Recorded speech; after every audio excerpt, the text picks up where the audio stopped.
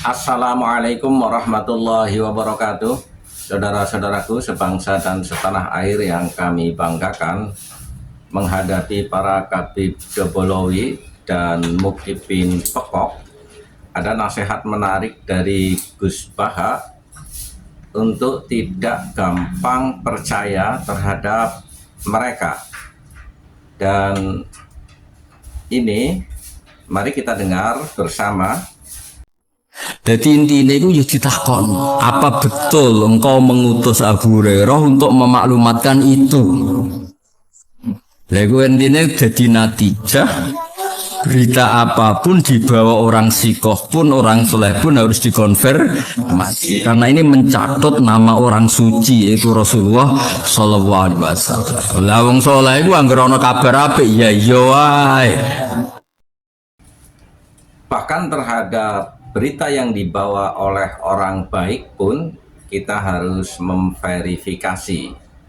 Tidak bisa serta-merta kita percaya.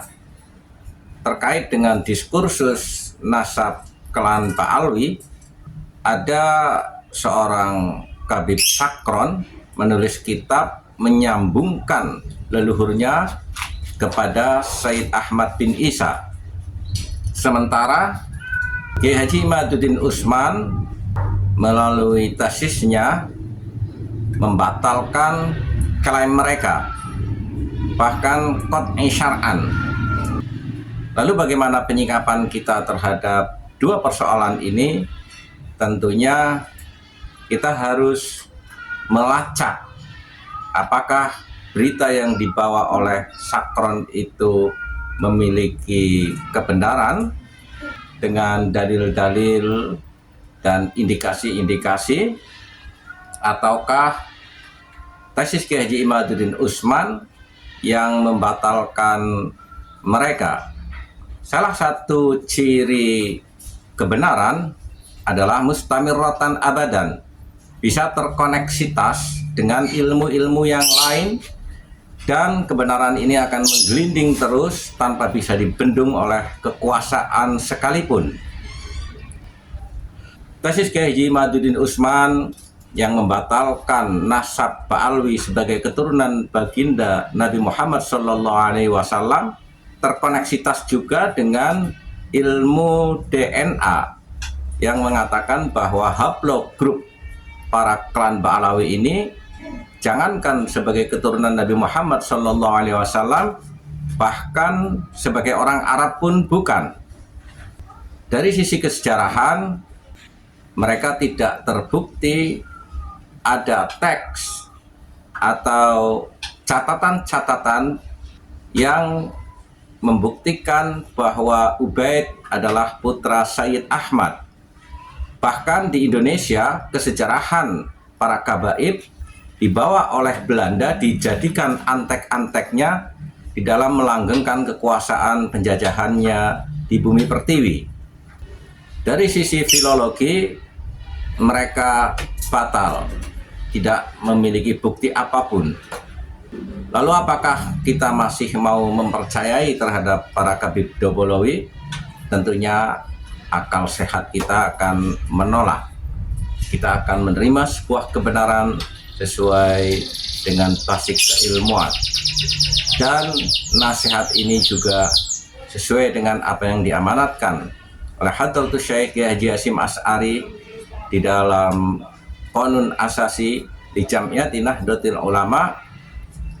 Wa idza ta'ayyana al-i'timadu ala qawilis salafi fala budda min an takuna aqawilihimul lati yu'tamadu 'alaiha marwiyatan bil isnadis sahihi mudawwanatan fi kutubin masyhurah wa antakuna makhdumatan. Minimal ada 3 syarat. Pertama, periwayatannya harus nyambung, baik secara tekstual maupun secara personal, dari orang ke orang secara langsung, tidak terputus seperti klan Ba'alawi yang lebih daripada 500 tahun. Yang kedua, harus tercatat di dalam kitab yang sudah masyhur.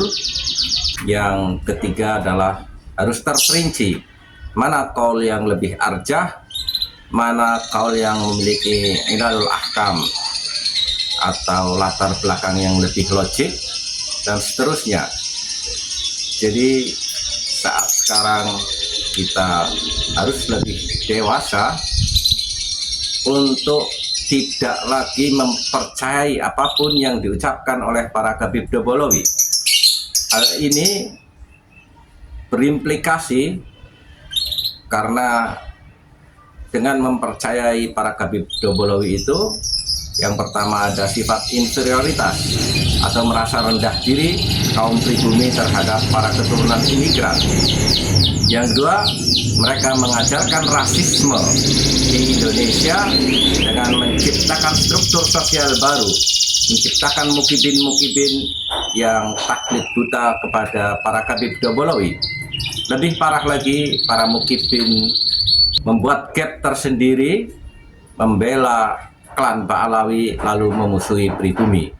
Dan kasus Kerawang kemarin salah satu contoh nyata bahayanya orang-orang kalau mempercayai apa yang diucapkan oleh para Habib Dobolowi.